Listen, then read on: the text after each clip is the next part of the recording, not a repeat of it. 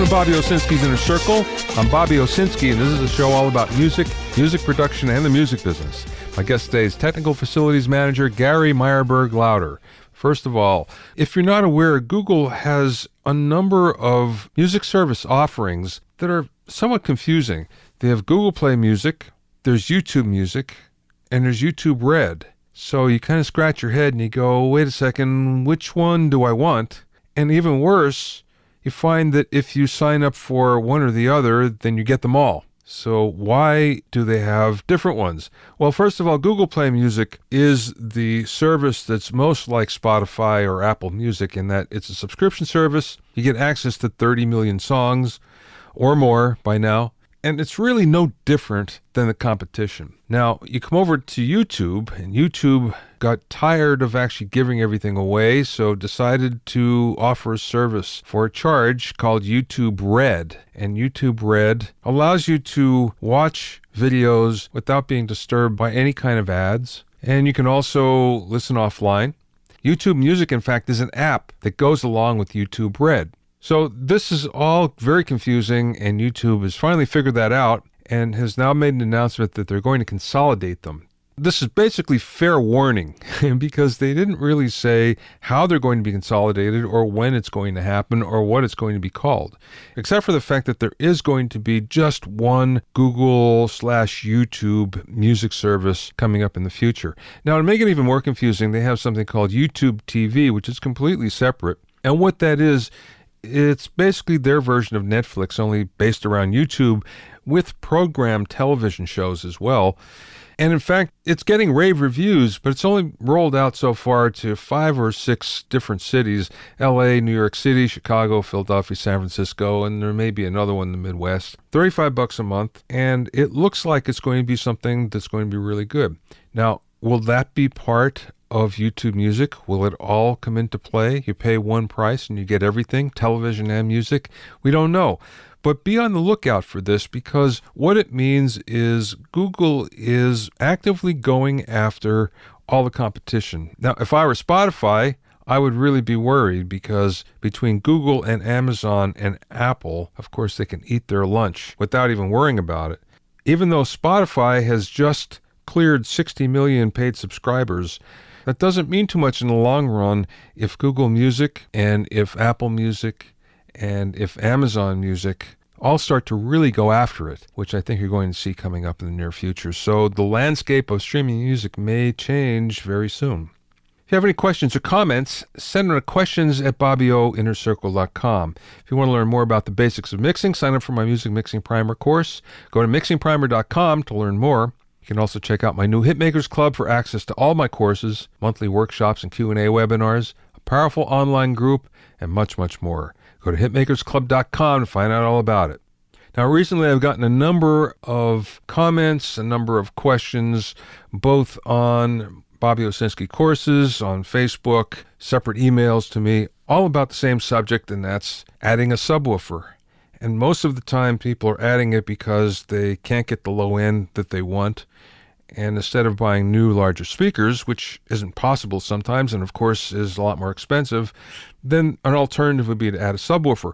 The only problem with that is the fact that there are a number of pitfalls if you're not careful. So here's some suggestions. The first one is, if you're going to add a subwoofer, try to add the same brand as your normal speakers, as your main speakers. So in other words, if you're listening on Yamaha speakers, then add a Yamaha subwoofer. If you're listening on KRKs, then add a KRK subwoofer, and so forth. The reason why is they're perfectly matched, and you'll find that at the crossover point, it will just sound a lot smoother because they're a pair. They're matched. They're supposed to work together, and they do. So that would be the first thing. Try to buy the same brand. The second thing is position is really important. You can't just put it someplace because it's convenient, because it might not actually sound that good, do you much good at that particular point. So the best thing is sit in the mixer's position, play some music, and move it around. And when you find a spot that seems to be the smoothest sounding, then that's where I'd put it. Now, if that's not possible, you have to put it as close to that spot as you can. But positioning is really important. It's something to take into consideration. You can't just do it by sight and hope that it works. The next thing is calibration. Maybe this is the most important out of all of them. Most people calibrate by ear, and you can't do it that way. The best way to calibrate any subwoofer is to shoot pink noise into the main speaker. Just one. So your left main monitor, shoot pink noise into it, then get an SPL meter, either handheld one, a real one, or one on your smartphone. There's plenty of apps now. And then set it for 80 dB, 85 dB, 82 dB. It doesn't matter. Just pick one. So let's just say it's 85 dB. Okay, after you got that, then put pink noise only into the subwoofer and then calibrate it for 6 dB less. So in other words, if your main speaker was 85 dB, your subwoofer will be 79 dB. Why is that? Well, there are fewer bands. We hear different on the low end, and 6 dB and minus 6 dB actually turns out to be just the right level. So that calibration is really important. The meter is going to jump a lot, so don't expect it to go to 79 dB and just sit there, because that's probably not what's going to happen. It's going to jump around a whole bunch. And then finally, usually subwoofers have some sort of a polarity control. So make sure you switch that polarity control and make sure you find the spot where it actually sounds better. What does that mean? It means wherever you seem to have the most low end and you don't have a hole in the response as well. Sometimes you get a lot of low end, but you find that in the upper bass you'll have a hole, and of course that's no good either, so you don't want that. So play with that polarity control and see if one position feels better than the other. Finally, if you can afford dual subs, that's actually the best. It may defeat the purpose. At that point, you may just want to get bigger speakers. But every room I've ever been in that had dual subs really sounded terrific, and I can't say the same for rooms that just had one. What's the best way around this? Well, whatever speakers you're using, learn what the low end sounds like. Get a whole bunch of reference material where you love what the low end sounds like and study it on your particular speakers, and then try to make your mixes sound like that. And sometimes that works better than adding any kind of speakers, changing speakers, adding subwoofers, any of that stuff.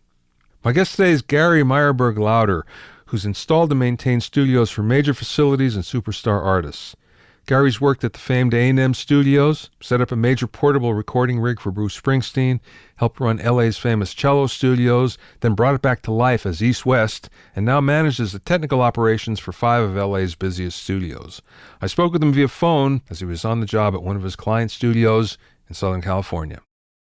How did you get into the business? How did you become the tech maven that you are? Because I know that's a process, and most people don't start out doing that. Yeah, I think for me, I was very fortunate that in my days in the 70s in the LA City school system, they had shop classes. And in my junior high school, we had an electronics shop, and we had band, we had instruments on site there. And I really just fell in love with electronics. My teacher was an amazing guy, an old Navy guy. And he really took me under wing. And, back then it was 7th, 8th, and 9th grade. And I was so enthusiastic. I ended up spending most of my 9th grade year in the electronics shop. So, we were building guitar amps, building effects pedals, doing all kinds of audio related and stuff. So I kind of got the bug early on. I came from the East Coast, and we didn't have that in the East Coast at all, at least not where I grew up, where you had an electronics shop. Because, boy, I would have been there myself. Oh, yeah. No, we had electronics shop, we had print shop, we had wood shop, we had plastics. These are all, this is all pre-Reagan California. I think all the shops kind of got pulled out and education got reoriented towards, core curriculum, unfortunately. And all of that stuff kind of got pulled out, But I was fortunate enough to be able to do that. And just kind of carried on with that throughout my guitar playing, because I was a musician. So back in LA in those days, we had kind of these kind of technical guitar schools. There was one called Guitar Institute of Technology. I went there for like their second semester, and then Dick Grove had a wonderful school over on Ventura, and I took a whole bunch of stuff over there. And at Cal State Northridge, and was, I had my own fusion band back then, and we played a lot, and it was just all kind of an all-encompassing thing. So my dad's close friend's son was working at a place in LA called Beaver and Krause, which was one of the original electronic music studios. And I was very deeply into synthesizers back in those days, and loved the idea of the Fairlight and things like that. And my dad introduced me to this guy, Jim Seifert, and I went to work for this place. Bieber and Krause became Sound Arts, which was downtown. And that's really where it all started. They kind of, the owner, everybody was in a kind of a blizzard of blow and madness. And a couple of us kids the whole place kind of fell on us to keep it going. And it was, we did a lot of amazing things over there. How long were you there? That was your first studio gig then, right? Yeah, that was the very first gig. My dad introduced me to Jim. And I my first year there, I actually worked for free. They agreed to buy me lunch and teach me everything, because I didn't know anything about what they were doing then. And I guess since they always loved to go to this place called Edwards downtown, which was a steakhouse, they had to hire me or they were going to go broke. So eventually, after about a year, they hired me over there. How long were you there? I was there for about a year and a half. Things really kind of spiraled out of control, and it had like 7 owners at that point. And so one of the owners, a guy named Aisley Otten, had basically, him and a partner had gone ahead and bought an SSL back in 1984. And we're going to install it in early 85. And Aisley basically said that if I came and worked for them, they would send me to what was called SSL school.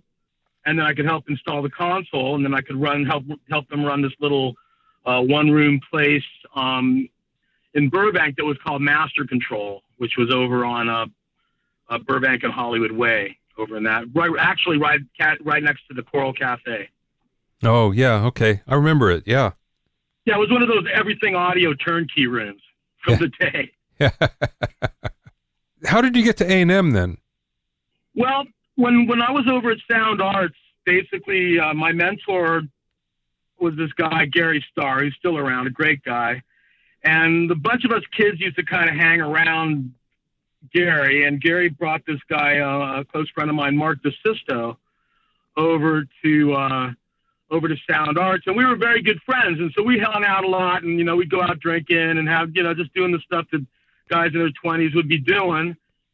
And Mark got the gig over at A&M and kind of disappeared into there. And then I went over to Master Control, and about a year into Master Control, Mark called me and said that he had got me an interview to come over to A&M and work with them. So that was how I got in over there. That was a great environment. I used to work down there occasionally when it was at its peak, and it was just, you can't describe it. There was some vibe there that Herb and Jerry instilled in the place that was just fantastic. Yeah, I was very fortunate. I didn't really believe that I would get the gig, to be honest with you. I kind of went there in like cutoffs and a t-shirt and flip-flops, and I walked into the back office, and there's a bunch of guys in suits with briefcases and, just all ready to do it. And I walked into it's like a panel. It was Shelley Yakis and Mike Morangel and Bill Dooley and Cheryl Lazarus, who was the manager. No, it wasn't. It was Paul Sloman. And I walked in, and they looked me up and down, and then Bill Dooley looked at me, and he said, "So Gary," he goes, "Yeah," he goes, "So could you tell me on your resume, are you an expert at collages?" And I looked at him, and I realized that I had misspelled college on my hastily assembled resume. And I came back with some kind of New York wisecrack, and then we all started getting into this kind of East Coast wisecracking thing. I'm originally from New York. And we all just hit it off. And so basically they back in those days, they didn't hire you. They gave you a paycheck for 2 weeks. And then at the end of the 2 weeks, they would make a decision on whether you would get hired or not. And so I was really just sucked into the whole place, super enthusiastic, got hired within a few days of being there. And Bill Dooley really took me under wing, and Herb Alpert asked Bill, who was going to be my guy at the studio, who's my go-to guy. And Bill basically, handed me over to Herb. And I did all of Herb's stuff, for all the years I was there until the end of that run, which was when Herb left the lot in '92, although our relationships continue to this day. But, there was a lot of, A&M was a place where once you were in, they were going to make sure they cultivated a career for you that not necessarily would continue there. We had kind of an out plan for the engineers. Once the assistants got good enough, Herb would let them leave and go work and continue to get paid by A&M. A lot of guys got that, which was really great to have the float. And myself, once I started working in '89, I started working for Bruce Springsteen. I was in with the whole kind of Bruce clique there. And the first thing that happened was that Bob Clearmountain asked me to build his studio in Reeves Canyon with him. And that was a pretty big deal because he was the guy that basically booked, 280 days in our mix room over there. So I went through the studio, and Shelley and everybody let me do it. Shelley just basically said, look, he's going to do it one way or the other. So they released me to do that. And then through that whole thing, I got really close with Toby Scott and started doing all of Bruce Springsteen studios and remotes and going on the road with him. And A&M would let me leave for, 3 or 4 weeks at a time and go out on the road with Bruce and then come back. So it was an insanely empowering place. It really was. I mean, I have never seen anything like it since. But they really took a personal interest in everybody that got in there. That's for sure. When you were working for Bruce, I knew that he recorded everything and he had a fairly extensive setup that went with him on the road, but I didn't realize that he had his own studio. Well, there's Thrill Hill. I guess he did, sure. Yeah, we were Thrill Hill. So basically Thrill Hill was Chuck Plotkin and Toby Scott, myself, and a couple of different guys that were the assistants to Toby. It was really Toby's show. And when I initially came in there, I modified a gigantic Amec Angela, which we took on the road with us in a gigantic case. It weighed like 3,600 pounds. It was crazy. And then they came to me and they wanted to redo the system, and they gave me the opportunity to do one from scratch. And at that time, I was very much with the Euphonics. I really loved the Euphonics console. So I did a 96-channel Euphonics with 2 3348s and 7 tip-up racks, all based on this gigantic DL, this 360-pin DL. And we had that system so we could basically have that thing up and running within an hour, about 45 minutes. So Bruce never really had the studio proper until probably early 2000s. Up until that point, what we would do is we would take these remote rigs that were designed to fit in the nose of the band truck, and we'd set it up in the living room. Whether it was, over when he lived up in Bel Air, we would do it over there. After the earthquake, he moved to Stone Canyon. We'd do it over there. Take it back to New Jersey, and there's one of his properties called Stone Hill Farm, and we would set it up in there. So we'd set it up all over, and that was basically how we did it on the road, too. Wherever they could find a spot for us, we would just break out the gear and set it up. So that was great. And I still do work with Toby and Bruce occasionally. I used to work for AMEC way back when, and I remember selling that console to Toby. Actually saw it in a couple places where, I happened to be there where Bruce was, so they'd take me in the back room and show me what they were doing. It was very cool. Again, it was hard to believe that they would take that everywhere Bruce was. It's a big console. No, we did. It was really big, and in the end, I completely tweaked it out. We had direct outs on all the channels, and it was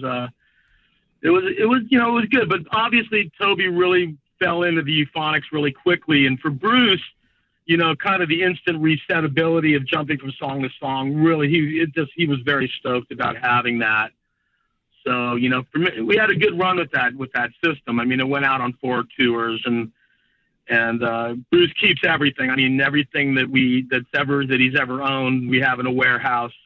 We still have the Nebraska Porta studio. We have every single incarnation of every rig he's ever had. And then, of course, we have just, tens of thousands of hours of recorded music and video and everything else. And right now that's Toby's big project, because they're doing a big Bruce Springsteen museum in Jersey, and they're getting all the archival material together and putting the thing together right now, which I think is his big project at this moment.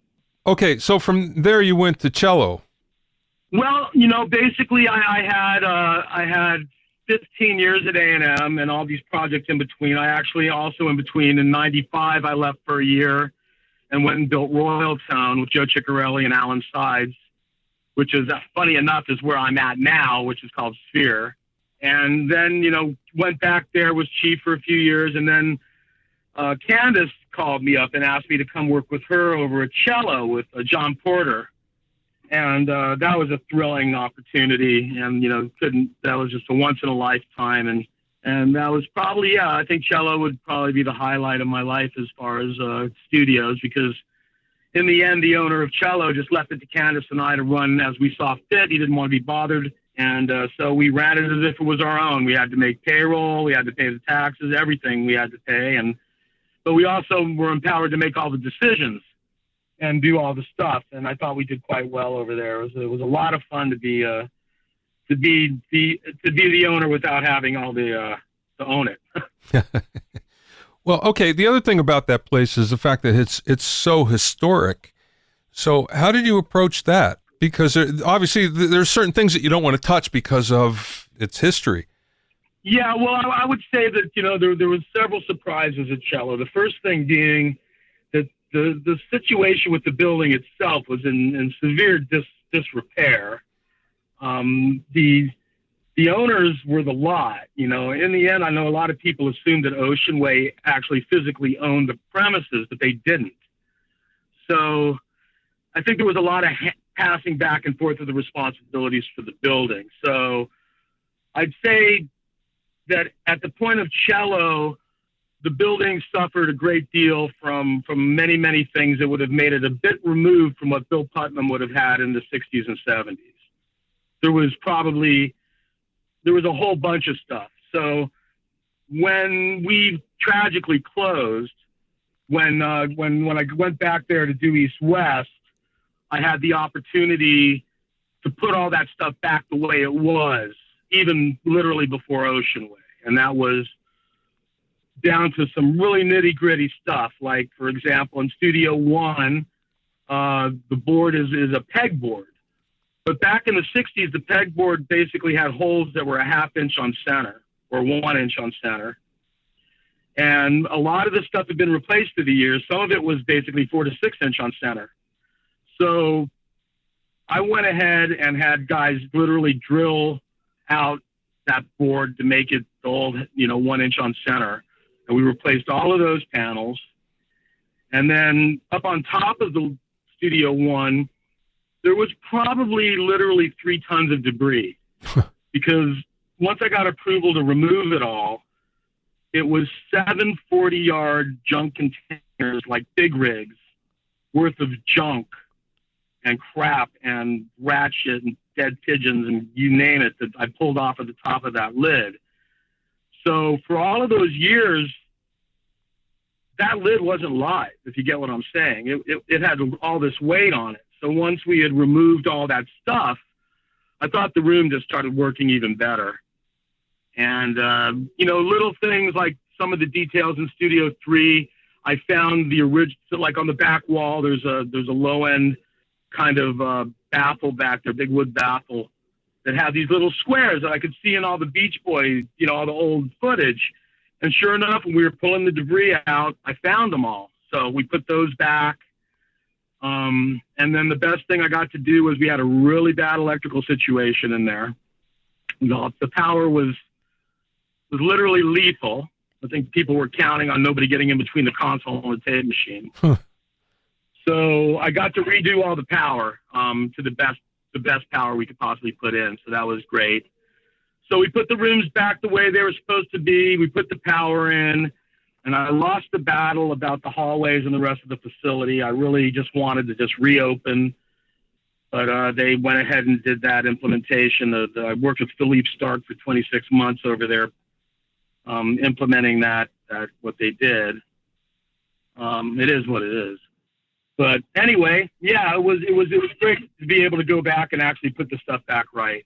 Okay, but how did you know what it was to go back to? Oh no, I've done a lot of research and have lots of friends. Everybody in the wrecking crew are friends of mine. So many of the people that dealt with the studio back in the day that worked for Bill Putnam.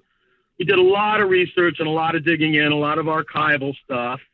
And also, basically what had happened is between Cello and East West, the roof flooded and the whole building got flooded out. So the entire building, basically in Studio One, there was 4 inches of water in there for about 2 months. Oh. So the entire, everything was rotten. All the electronics was green. The 8028 in Studio 2, you could basically just blow the transistors off the boards because all the leads had rusted off. Oh. And the same thing was with the building. So I actually got to peel back all of Bill Putnam's construction and acoustics. You get what I'm saying? So I could put it back correctly. Yeah. And by doing that, I really learned so much about what he was doing and what needed to be put back right. I could see what was added. I could see what was from the past. And we went to just go. I had full faith and credit to put it back the way it was. And the only thing we didn't do was we didn't put the panel flips back in because Bill himself had pulled them out. But there was a time in Studio One where those faceted panels would flip from live to dead. They had motors at the top. And I did a lot of research on it and found out that once Bill implemented it, he hated it. So he had it taken out and had everything screwed and painted shut. So we ended up not doing that.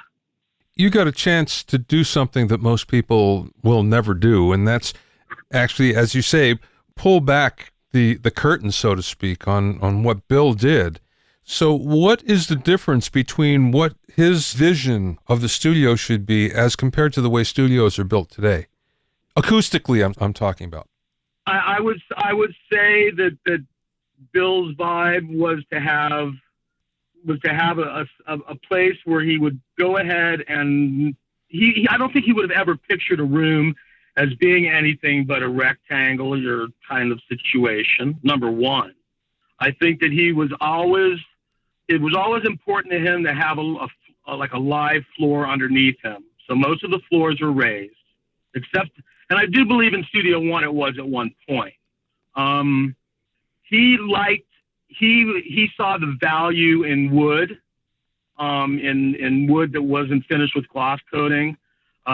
His style of diffusers and absorbers was very, very elemental and basic. There wasn't a lot of deep science to it, but it worked really well. And also everything he did was very, very frugal. The implementation was very inexpensive. I think that in the end, the Tom Hidley, the Sierra Audio, the Westlake Audio rooms came in, Carl Yanker, the compression ceilings. These are all things that that's all that I knew. It's all I knew all the way up until the point that I went in and took over 6,000. But I have to tell you that in those rooms, at that time we had the Oceanway main monitors in there. I mean, I was also, I guess a lot of it had to do with the ATR 124s, but I had more information coming off of the tapes that I had recorded and I had done through my life. It was pretty stunning. I had more depth of my listening experience in the rooms over at 6,000 than any of the rooms I had at A&M or any of the other places I was at. Wow. And so I think that just having enough space, I think, moving more towards what a living room would be than a technical control room. You know what I'm saying? Yeah. I'm just curious, what did Bill use in terms of fiberglass? There wasn't 703 back then, or was there? Or what was he using? No, it was a similar product. Oh, okay. Yeah, I don't know what it would have been called back then, but yeah, it was compressed fiberglass. Most of the stuff I found was more compressed rock wool and rock wool, to be honest with you. Okay, makes sense. Versus fiberglass. Yeah. That makes sense. Okay, from there you went to Hawaii. So that's a big jump. It was, yeah. I would say that the end of my run was not a pleasant experience, and it's also, to be honest with you, 7 years ago, LA audio in general wasn't a pleasant experience, and I was kind of sitting in a position where I was facing that I could stay in LA and work for half, but if I'm going to work for half, why don't I just move to Maui and start over? There was I was, chasing a woman out there. I was thinking I was going to, change my life and reinvent myself at 50. I was kind of getting into this whole kind of delusional mindset. And of course, it ended up being a delusional mindset because, of course, I moved out there and the first thing was we blew out. Then I ended up in like a crash pad for surfers over on the Peely Beach. And then I ended up working, for people doing audio and building studios. I ended up working for a radio station out there, climbing towers and doing transmitters was like my main gig for the 6 years I was out there. But, everything isn't quite what you think. And to be honest with you, Hawaii really wasn't for me. And my kids are getting older. My parents are getting older. And I just figured I was going to come back to LA. And I really, at that point, I didn't have any indication I was going to be able to make a living doing what I was doing out here. I really didn't. I came out 6 months before. I wasn't too optimistic.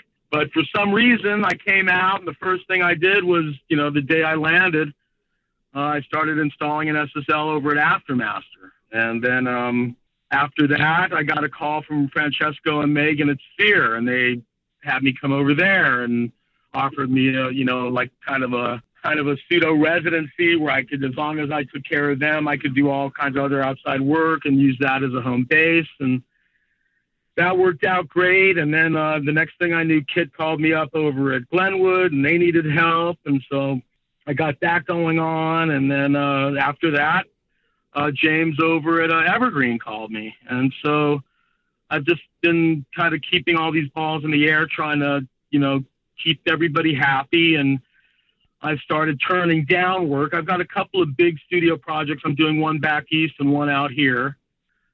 And this week I just started thinking I'm just going to have to start saying no, which is hard to do. But I didn't come back to LA to be all stressed out, if you get what I'm saying. Yeah, that's a nice position to be in when you're wanted like that. That's pretty good. Yeah, it was unexpected, but I'll take it. Yeah.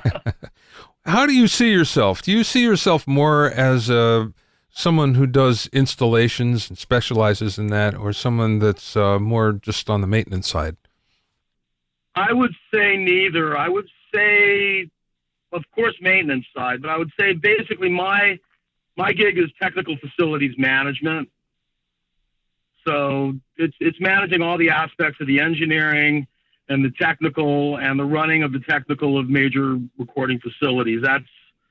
That's what I've done all my life. And of course that includes installations and designs and acoustics and electrical. I was very fortunate in my life that growing up, I worked for a subcontractor, so I learned all the trades. So, I know everything. I know MEP, I can read blueprints. I know electrical, I know air conditioning, I know structural, foundation cement. I know all that stuff. So when I do manage projects, I'm kind of playing the role of the owner's representative. And so it's really facilities technical management is kind of, I think, what I do. It encompasses all the things you're talking about.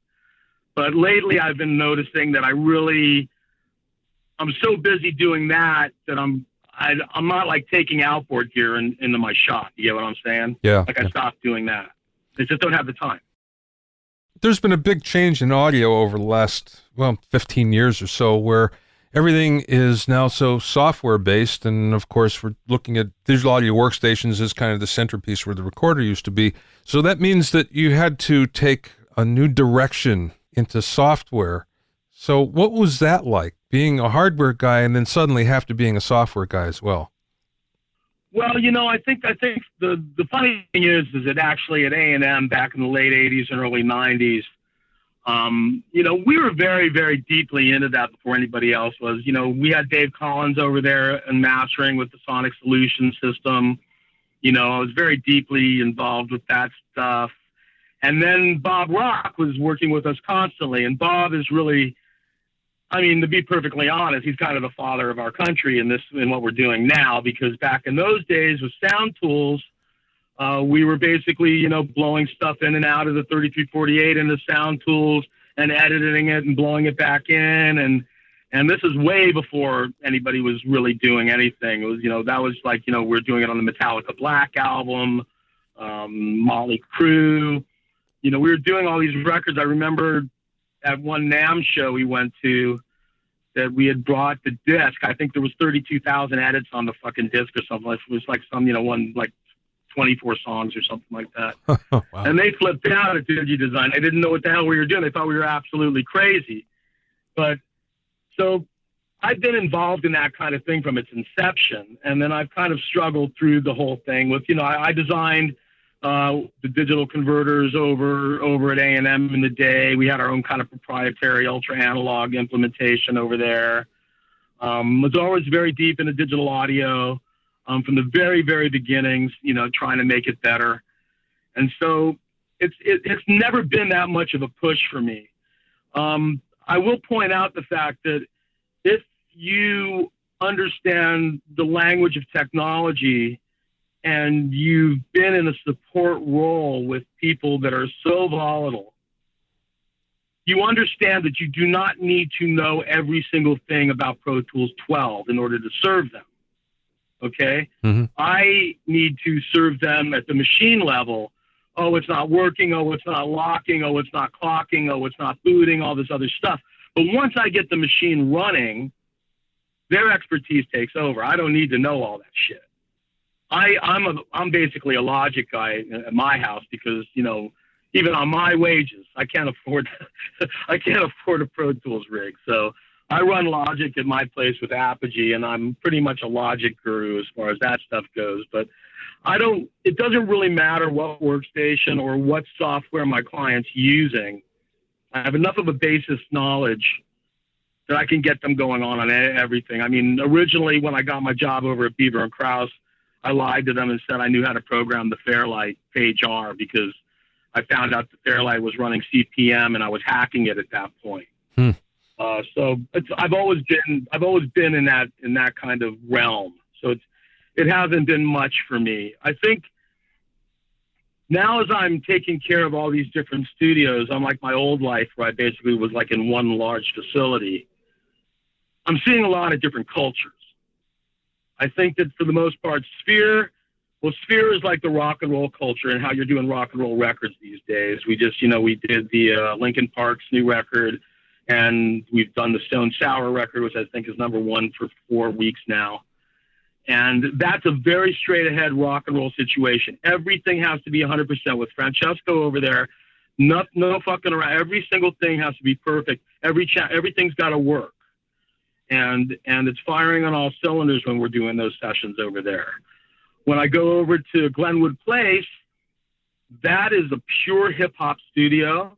That's like the top 10 studio. That's, you look at the top 10 in Billboard, and at least half of those songs are going to be done at Glenwood. And over there, those guys are in the box. Those guys have to have everything in the box, instantly recallable, instantly resettable. So for the most part, you're going to have large consoles with maybe at the most 8 faders up. And those faders are all going to be stereo pairs. They're all going to be stereo pairs. And then you'll have one vocal chain fader. And that's kind of how it runs over there. So over there, what I do is I have to have all the kids every month. They go through every switch and every button and every knob on every console. And they turn it and use it. Because otherwise, you'll go to use those channels, they won't work. And that's happening all over town. Huh. All these studios that have this hip-hop crowd in them, they're not using their desks, and then you get a rock and roll or a pop or a film data in there, and they can't do it because nothing's been used, so it's all crap. So That's the culture over there. Then Evergreen's culture is very interesting because they got bought by Runway, and so it's a post-production film, dubbing kind of thing, but people love the 8078. So when I go over there, they're doing lots of big records. And, the other day I ran into Abraham Laboriel over there and all the old school guys and JR. And so that culture is still existing and pretty great. And, so each one has a different flavor of what's going on. But for the most part, I think Glenwood is obviously the representation of what whatever the top 40 or what a top 10 or whatever you're talking about, this hip hop thing that, I support it. I don't understand it, but I support it, Yeah, got it. Their money's as green as anybody else. Yeah. All right, let's get a little geeky for a second here. So what is the best piece of gear that you think you've ever come in contact with that you just think that this is the best piece of gear, most reliable thing that works, sounds best, is going to stand the test of time? Is there one piece like that? Well, God, man, there's a lot of pieces like that. Yeah, I mean, there's a rack full of stuff like that. For me, I would say that you got to have like a 1176, less blackface, old version, 2A. Got to have it. If you can afford it, I would say I would love a 660 or a pair of those, or a 670. I love that stuff. You got to have some API for that brassy leaning in stuff. There's so much great gear out there. And even the new stuff. I mean, for like the stressor, and like I just got the arouser plug-in and stuff like that. It's fantastic. I mean, it's just fantastic. Of course, there's just so many great. I really love the Retro 176. Yeah. Is like my go-to vocal chain. Yeah, it's like my go-to vocal chain. It's amazing, fucking amazing. So many great things out there right now. Okay, let's go the other way then. It's really, yeah. Let's go the other way. What's the worst piece? Is there one piece that you ran into that you went, what were they thinking when they built this? Oh man. No, I can't do that, dude. There's so many. I just be such an asshole. Not that I'm not. I'm just saying. You got to get a couple of tequilas in me, boy. I go off on some stuff. But let me tell you, I think, to be perfectly honest with you, I think that in the end, there's some really great gear out there that will go nameless that is not using quality pots and switches. And so, like a few years from now, they're all going to be failing. And that's what I'm running into a lot. There's a lot of fucking great sounding stuff. Everybody knows and loves it, but the quality of the switches is bad. And although they feel good, when you go inside, you're going, oh, ticking time bomb. So I'm seeing quite a bit of that lately. I don't know if it's because the guys are really trying to keep a price point, but at this point I would say fuck the price point, build it right, because if they're already spending $3,000, they'll spend $3,500. Got it. Like, just build it better. Yeah. Would be my advice to manufacturers at this point. Is there one overriding maintenance tip that you would have for a studio owner of any size? Is there one thing that keeps on popping up that you go, why don't these people know this? You need to use it or lose it. If you have a console and you're only bringing Pro Tools up on a couple of faders, you got to go through those other faders and those other knobs and switches, and you got to exercise them and use them. You got to do it consistently. You've got to do it monthly. You got to make sure you do it. If you're an active room where you're tracking and you're using the stuff all the time, that's another story. But even then, I would say that that's the best recommendation. And the same thing with outboard gear, because just the pots and switches sitting in one place, when you use them, it could be noisy, and that may or may not be an issue. But I was kind of raised with Joe Ciccarelli. It's like I had to make sure that everything was going to be hot. It's going to be hot next to tape. You know what I'm saying? Yeah. So yeah, that's kind of, I want everything to be super clean all the time. And that would be the most important thing to do. Beyond that, it's just, it's hard not to have people come in your studio that manhandle your gear. You know, there's just some people that are just hard on gear, and you got to know those clients as well and have a good assistant in on them. Maybe they can reach and grab the stuff before they do. Yeah. Okay, you do a lot of different things. What's the most fun to you? Oh, I think projects from scratch are the most fun for me. So, you know, having an owner, a client bring a vision and working with a team to deliver that vision that's the most fun.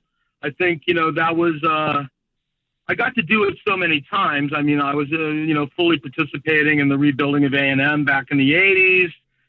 And then, of course, you know, I've done, you know, a bunch of stuff with Springsteen and a bunch of, you know, obviously Bob Clearmountain's, you know, place in Revis Canyon. You know, all of these places, you know, where I'm at now, Sphere, that place.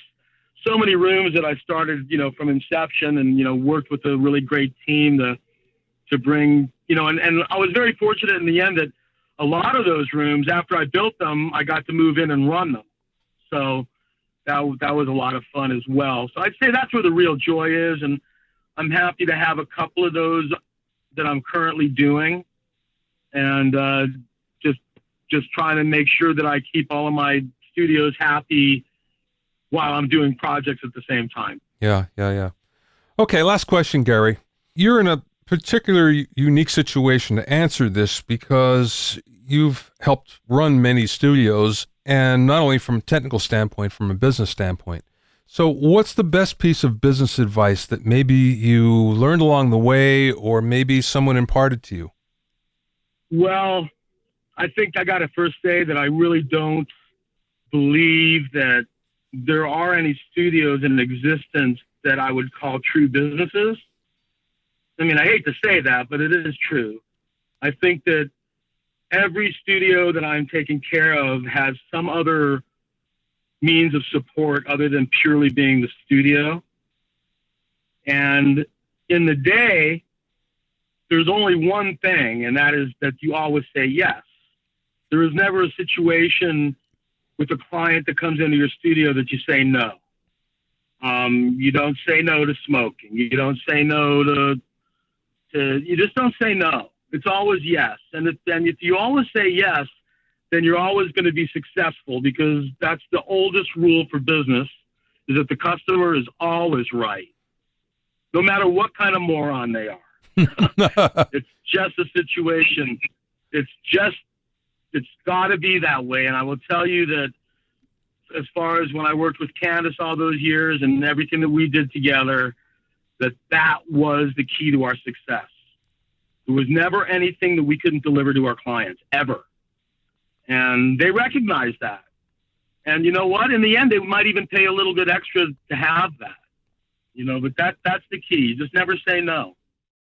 Thanks for listening and being in my inner circle. Remember, if you have any questions or comments, you can send them to questions@BobbyOInnerCircle.com. To listen to other episodes of Bobby Owsinski's Inner Circle, go to BobbyOwsinski.com and select the podcast tab, or go to BobbyOInnerCircle.com, or you can find it on iTunes, Stitcher, Mixcloud, and Google Play. At BobbyOwsinski.com and BobbyOInnerCircle.com, you'll also find a sign-up form for my newsletter and for alerts for new podcasts. This is Bobby Owsinski. I will see you next time.